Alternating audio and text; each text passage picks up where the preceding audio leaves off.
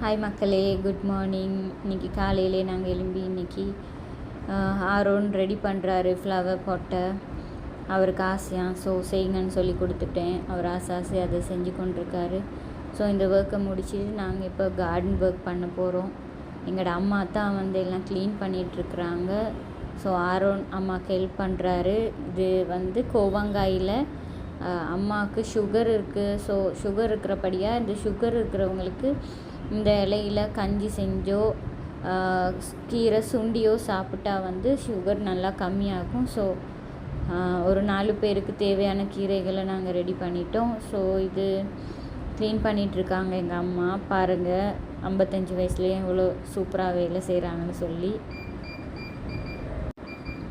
இது என்னன்னு பார்த்தீங்கன்னா, இது குப்பைமேனி இலை. அம்மாவுக்கு அந்த குப்பைமேனி சுண்டல் செஞ்சு சாப்பிட்றேன்னா ரொம்ப பிடிக்கும்.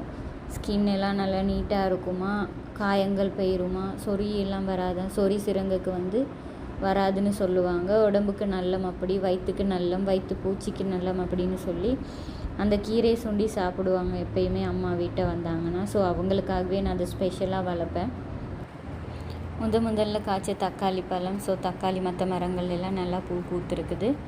ஸோ இப்போ ஆரோன் கிளம்பிட்டாரு. என்ன பசலி பிக்கணுமா எங்கள் அம்மாவுக்கு, பருப்பும் பசலியும் சமைக்க போகிறாங்களாம். ஸோ சரி, அதையும் பீங்கன்னு சொல்லிட்டு ஆரோன் ஏறி இருக்காரு, அம்மாவுக்கு ஹெல்ப் பண்ணுறாரு. ஸோ இன்றைக்கி பசலி கறி. பசலியெல்லாம் பிச்சிட்டாரு, இந்தா கொண்டு காட்டுறாரு மாமிக்கு. ஓகே, குட் பாய். டேய் சுண்டக்கா பயல, என்னையவே அட்டாக் பண்ண பாக்குறியா நீ?